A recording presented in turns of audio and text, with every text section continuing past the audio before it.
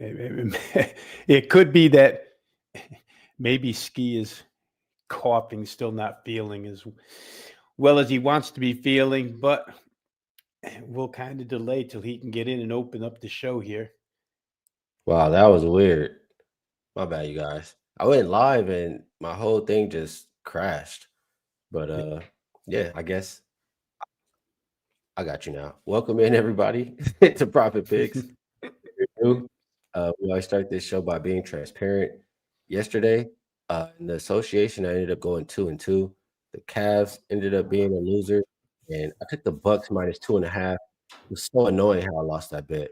Giannis, I think it was Giannis fouled on that last shot, or somebody fouled in that last shot, and PJ missed the free throw. They only won by 2, so that was annoying. The winners I had were the Jazz, and then I had Jazz. I can't remember the other one, but I had 2 winners.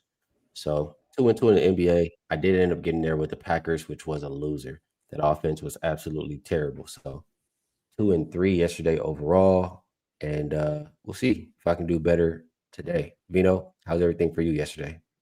How you doing today? Things were good yesterday, Skee, especially in the NBA. We had a 3-0, and I don't know what made me do it. I was a little bit nervous at the time. I'm not a money line player, in all honesty, but I played the Bucks money line and laid I should have. $1.44 I should and wound have. up getting there. Something just told me don't lay the points with this team, but they're going to win. And sure enough, I got a little lucky there. Other winners last night, the Lakers, which we used as the best bet for the show, lay 8.5, win by 10. 121, 111. And who the heck else was on the card yesterday? Man, this day-to-day stuff, Skee. I tell you what, I forget yesterday so fast. Yeah, me too. It's a new San day. We gotta get Antonio. today's money. Yep, I had The that. That's the Spurs other team one. total I got. Yeah. Okay, I had That was the spread. You got the team total. okay. So we parlayed that one and got both ends. Yeah. So it was a 3-0. The NFL made 2 plays out of it. The bigger play was the Eagles. The smaller play was the Eagles team total, which didn't get there, but the Eagles did get there in that one. And so that made me 4-1. And then we had a 1-1 split in college hoops. So it was a 5-2 day overall, which will take all the time. And shout out to Tomorrow. He said, "How about them dirty dogs? Skee, Cash, the Wiz, and Jazz." I did get there with the Jazz. The Wizards just had to show me a little life, man. But they did, and you were on them. So shout out to you Tomorrow for that call. Man, Vino, I don't have anything else to say about yesterday. I'm ready to move on today. We have 6 games. I do have some things I like. I have a play I'm looking to make here on the show as well, as far as adding a play. So we'll go in rotation order like we always do. That means first up looks like Raptors and Nets. Opened up -8 for the Raptors. Looks like 10. Total open 232.5. Not a whole lot of movement. We'll call the consensus 233. As far as injuries for Brooklyn, no Cam Thomas. Highsmith is out. Sharp is out. And then Toronto, Mamu looks like he's out, and Abaji also out. This one is fairly simple for me here, Rob Veno.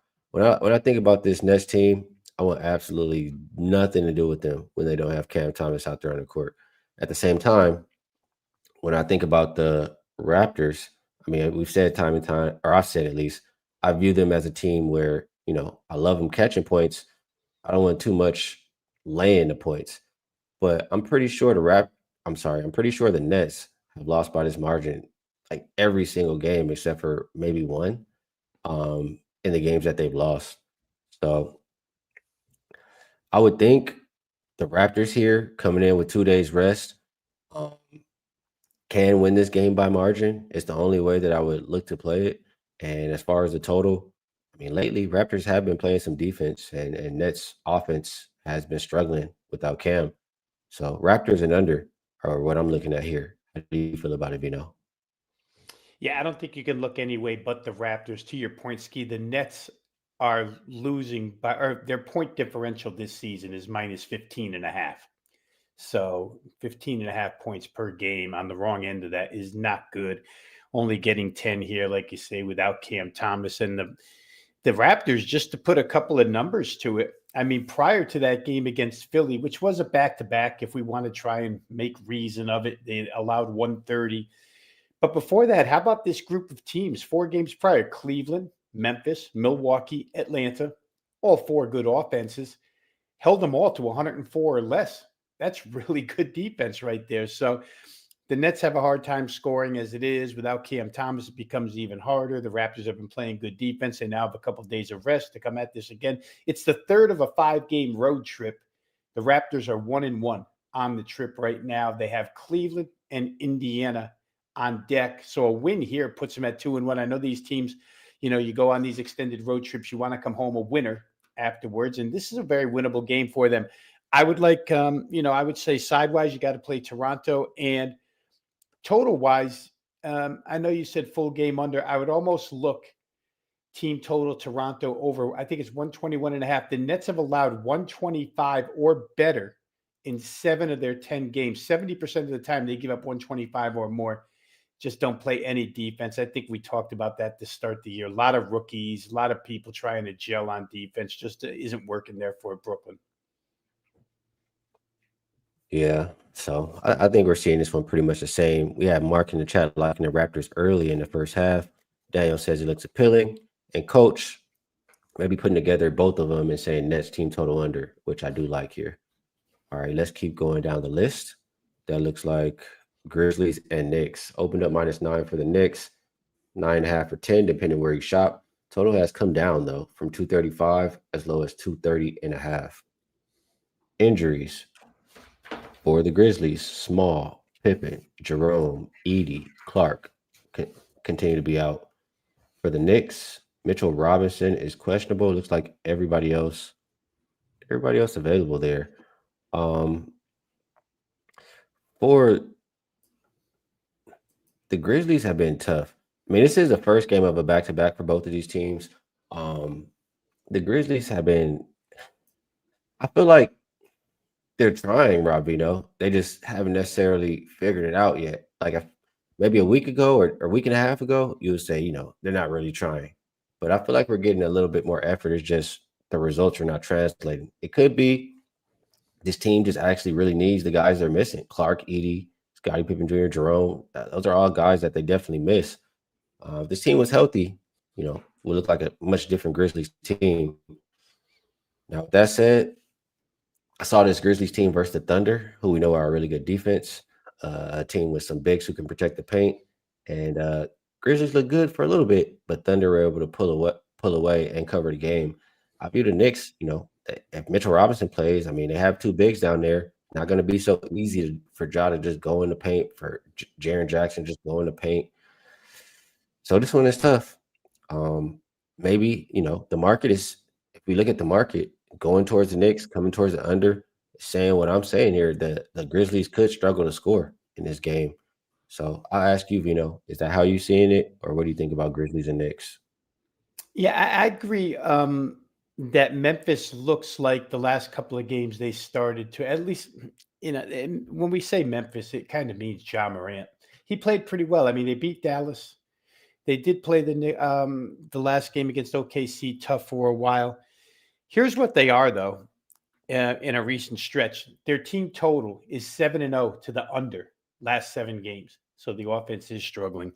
They're 1-7 against the spread last 8 games. Their full game totals are 6-1 to the under last 7 games.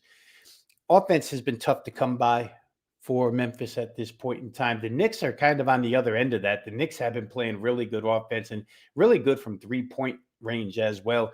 Their team total 4-1 to the over last 5 games. They're 5-1 full game over last 6 games. So you kind of had 2 contrasting things here. And the Knicks, by the way, 4-0 against the spread last 4. So Knicks are going the right way. Memphis going the wrong way. Question is, do you want to lay double digits with New York here? They have now won 4 straight games by 12 or more, the Knicks. So they're showing us they can win by margin. 12 against the Bulls, 17 against the Wizards, 23 against Minnesota, and then, of course, they blew out the Nets by 36. So I don't know. I don't want to step in front of the train right now that is the New York Knicks. They look like they're clicking on all cylinders, and Memphis is still trying to find some answers. For me, it would probably be Knicks in this game. I think they can I think the market is probably correct. I'm not so sure I want to lay this many points, but the Knicks are proving right now that they can win by this type of margin. All right, let's keep going down the list. That game is tough for me. I don't think I can play Memphis in New York. So next up is one I'm interested in. Should have a little bit of a no. Open -1.5 for Philly. Still looks like 1.5. Or at least that's the opener half here. Yeah, 1.5. Still looks like 1.5. And Embiid just got ruled out. The line did not move for Embiid being ruled out right now. I thought that's interesting, Rob Veno. First of all, they will be without Paul George as well, Broom, Barlow, and for Boston, everybody's there except for Tatum. So these teams did. I mean, I feel like they keep playing, but in the last one, I want to say the Celtics won by a point. And if we look at both of these teams, or I'm sorry, the Celtics are on the front end of a back-to-back. They are coming off of a win as a dog, so maybe a letdown spot, but I don't really see this one like that. The Sixers will be playing their third game in 4 nights. Chance for them to get a little bit of revenge here. The Sixers have been the better defense last 5 games. Celtics the better offense. Sixers the better rebounding team. Sixers also last 5 games 4-0-1 against the spread. Full game 5-0 against the spread in the first half. Celtics have only covered 2 out of 3. Maxey, just off the top of my head, Maxey usually does whatever he wants versus Celtics team, and I don't see that really changing tonight. I might just look towards Maxey's points. When I think about it more, either Maxey's points or trying to back Philly some way, some shape or form. I'm gonna ask you, Rob Veno, is there anything you're liking right now, or can you talk me off of trying to look towards Philly? That is your neck of the woods over there. Well, I think Skee. I'm showing it's 1.5, but I'm showing it's 1.5 Boston, not Philly Boston? anymore. Maybe my eye screen is frozen, so let's refresh here. So that would, that would help entice you a little bit. Now you're getting the 1.5 instead of laying the 1.5. Off air Yes, before we my bad came about on. that. You're correct. So you'd have the underdog side here at home. And as we were talking before the show started, I had said to you, it just amazes me how money comes in against Philadelphia when Joel Embiid is ruled out anymore. Being in this area, I know well enough that it doesn't make that big of a difference this year in the way that they're going to play, Embiid or no Embiid. And I'm actually thankful that he was ruled out, and this total is pushed down now to 229.5 because I want to include Philly in the total. I think it's a great chance for Boston to make some of their threes against this team, which becomes a little bit different without Embiid, but Philly hasn't been a terrific defense. And I think Boston's due they had a breakout game a couple games ago with the 3-pointers. I think they made 16 or something. Eventually they're going to start to fall. So to me, this is an offensive battle up and down the floor. I know the last time I used the Boston over, you told me Jaylen Brown's a liar, Rob Veno. But I think they're efficient enough to score here. And Philly plays at a really, really quick pace, especially without Joel. You're going to get Drummond here, but you get a lot of, I've said this before, I like it when Adam Bona is on the floor. You get a lot of energy, a lot of quickness and whatnot. So I think this game's going to go over, Skee. I'm grateful that Embiid was ruled out and these people have bet it down. It looks like 3.5 points. Well, you know what? I speak, the screen goes red and they push it back up to 230.5. So somebody's along with me in my line of thinking that Joel Embiid just doesn't mean that much in the total. I'm going to play this one and I'm going to play it over 230.5. 230.5. Well, I do agree that, without Joel Embiid on there, they definitely should pick up the pace and, be more willing to run. We'll see if those liars on the other side run with them. Maxey props probably did skyrocket now that Joel is ruled out. So might have to pump the brakes if you didn't already get in. Let's see. Nice guy says gonna bet Sixers half a unit and double up if they're down by 5 or more. I want to try to get there with the Sixers, but I think I need a little bit more time. This next game is the one that I was talking about here, Rob. Mhm. Warriors and Thunder. Open 7.5, still 7.5. Total, not a whole lot of movement either. Injury report for the Warriors, you still have, and let's refresh because just make sure everything. Horford is still questionable. Melton out. For the Thunder, it looks like they'll once again be without J-Dub, Carrick Williams, Wiggins, Lou Dort, and Topic. Um, all right, so for this Thunder team, or I'm sorry, for both teams, it is the first game of a back-to-back. For the Thunder, though, it is their first game home after a little bit of a road trip. So could be a flat spot for them. I'm gonna pass it to you first, actually, Rob Vito. I want to hear what you have to say and see if it's enough to for me to push the button or talk me off, and then I'll say what I'm coming with here. Well, I'll just start with the side here, Ski, because I'm kind of looking at the Golden State side plus the 7.5. It's the start for them. It's the start of a 6 game road trip. And I always like to believe that the first game of any road trip is the most meaningful to these teams. They like to get off on the right foot. And I also feel like, you know, they kind of baited me in on Sunday. I played the Golden State team total against Indiana because reading between the lines, it looked like Steph was going to go, but they held him back. And I think they held him back purposely for the start of this road trip. And so just putting that two and two together here, I think the state of mind for Steve Kerr is he knew what was ahead of them. They want to put their best foot forward when they step out on the road here. And I guess the question becomes, do I believe Golden State's a good enough basketball team to stay within 7.5 of Oklahoma City? And I do.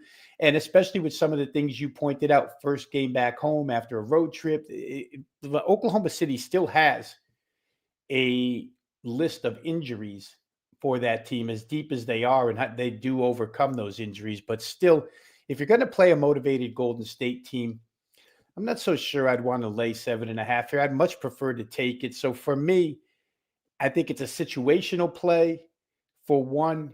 And then when I look at the matchups on the floor, I think Golden State, even though they're smaller, I think they can do enough here to stay within 7.5. They play a certain way. It's tough, when you're playing Golden State to bet them against a team that has twin towers, Hartenstein and Holmgren. That's a little bit tough. But I think Golden State can get the job done here and come within 7.5. So again, I haven't played anything, but it's probably a play I'm going to make here. Golden State plus 7.5. Yeah, I'm with you, Rob. And it's hard for me to even explain it. It's more so just like I know that the Warriors sitting at 6-5 are really hungry to get a win. Um, and the Thunder, I mean, they're starting to miss some of those guys again. I mean, AJ Mitchell has stepped up. He's kind of almost replaced J Dub for the time being, but I don't view the Warriors as a team that can just be steamrolled and ran over like how OKC is maybe doing some of these other guys. Like Steph, Jimmy, and I don't know. When I look at this matchup, I can't see this being a double digit win for OKC. I can see Golden State even winning this game. So I don't really have a whole lot of smart stuff to back it up, but I guess it's more of a gut feeling that I just really like the Warriors here. Because if you look at last 5 numbers, I mean, obviously everything's going to favor the Thunder. They've been playing like the best in the league, but that doesn't mean they're going to cover every single game. So I really want to take the Warriors here. I'm looking at the chat. Let's see what the chat is talking about. We have Peasy liking the Warriors. SF49 are taking them on the money line. Nice guy says, I think Draymond and Post can play some defense. And Mark, good question, says, how good is Curry off his illness? Yeah, if he's feeling like me, we never know, man. So he might. Yeah, I'll say again, guys, that I I kind of fell for it on Sunday because it seemed like they were going to play him, like he was ready to come back. But I'm with you, Ski, in the fact that we're doing more gut feeling here, and I wouldn't even call it gut feeling. I think it's more situational. I just feel like Golden State was prepping for this road trip and for this game, even while they were winning Sunday's game. They held Steph back. I think it was for a reason. Um, and situation. I think their mindset is we're going to go into Oklahoma City, and that's where Steve Kerr's famous for this stuff. As far as when he decides to tank, as far as when he decides, to mess his rotations up, or when he decides to really have his team play. I think this is a night where they really play. You know, as soon as I heard you say Steve Kerr rotations, it just made me back up a little bit. It made me back away from pushing that button, giving me giving me flashbacks here, Rob. I didn't. I don't like thinking about Kerr in those rotations. He might do you right tonight. Hopefully he's figured it out. Tomorrow I'll bring in some good stats there. It says going back a few years, the Courier. I'm sorry, going back a few years, the Warriors are 12-3 against a spread of dogs of more than 4 with Curry. So big dogs, and that's kind of what I was kind of saying, right? Like just catching this many points for the Warriors, like they're too good of a team to be catching this many points. That's how I feel. And he also says since 2023, Warriors 24-9 ATS, the first leg of a back-to-back. I guess that's when I look at this team, it is an older team. If you have back-to-backs, I mean, the first game you probably get a lot more energy and effort from those old guys, right? So that does make sense to me too. They play, I believe, the Spurs tomorrow. Um, Nice guy asking who guards SGA. I'd assume it's Jimmy Butler, right? Um, we shall see. But I'm really considering those Warriors plus the 7.5. All right. Next game, Pacers and Jazz. 2.5 was the opener for the Pacers. Still right there. Total went from 231 as high as 233. And let's look at the injuries. For Utah, Kyle Anderson and Hendricks are both questionable. Niang is doubtful. For Indiana, Obi Toppin, Ben Mathurin, Cam Jones, Jackson Furphy, all out. Peter and McConnell are questionable. So Pacers, shorthanded once again. I kind of just get a smile here looking at the Pacers record. It's not over yet, but I do have under on their wins this year. 1-9 looks pretty nice to me right now. But Nimhard is back in the lineup for them. That's a big boost for that Pacer side. They have the rest advantage, right? The Jazz played last night. But the Jazz did not have to travel. So they do have that going for them. It's the third game in 4 nights for this Pacers team. The first thing that comes to my mind is, and again, I don't view either one of these teams as really good, but Pacers do have the worst record. Pacers on the road. The only thing they have is the rest advantage. But to see them as the favorite makes me want to believe that they're favored for a reason. And just maybe that rest is enough. Maybe Nimhard back is enough. The Jazz, they're starting to become really hard to trust. I was lucky, I feel like, to cash that 7.5 yesterday. So I guess I would roll with that thought that I believe the Pacers are favored for a reason here. How do you feel about it, Vino?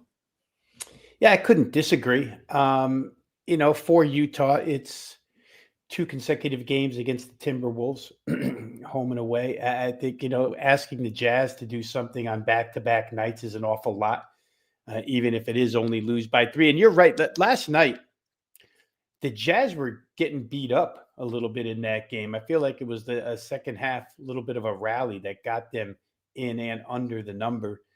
So, when we talked about the Jazz yesterday, Skee, I had said that they just don't score the way they were scoring last year for me. You mentioned a couple of home outputs that they had in the 130s early this season. I think that those were when they were a little bit healthier, at least with Walker Kessler, who to me is a big deal. I don't know that they score the basketball good enough. And to your point, I'll back it up to where Indiana's concerned. And there's a certain few games on the calendar right now that you can circle as winnables. And this is one of those.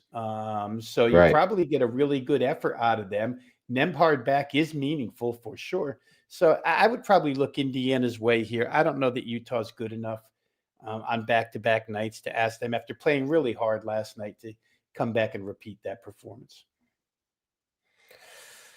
This comment says Pacers have been going through the gauntlet. And you know what? I'm thinking about it. Let me just double check their schedule here because it was one of the teams that I bet under, and a lot of it was they play a really tough schedule to start. Could be this Pacers team. So let me just double check here. Um Pacers have played Nuggets, Warriors, the Nets, bottom feeder, the Bucks, the Warriors again, Hawks, Mavericks, Timberwolves, Thunder, Grizzlies. I mean, I guess they have played some tough teams. Yeah, I played some tough teams, and they've been shorthanded. I mean, the worst team they played was the Nets. They did still lose though, 103 to 112. So it does That still make schedule it probably looked a lot tougher when you bet the future, Ski, because you're probably thinking Dallas and Memphis are going to be pretty right, good at the right. time, and they That's both turned exactly what into it was. That's exactly what it was. So yeah, I'm looking like, wow, is that hard? But there's some teams in there.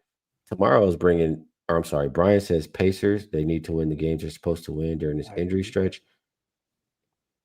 Tomorrow says since 2010, road. And this is kind of what I'm saying, right? They're favored for a reason. He says since 2010, road favorites with a win percentage of 25 or less are 25 and 11 ATS, 15 and 5 ATS since 2020. Minimum 10 games played. I guess that's what he's saying there.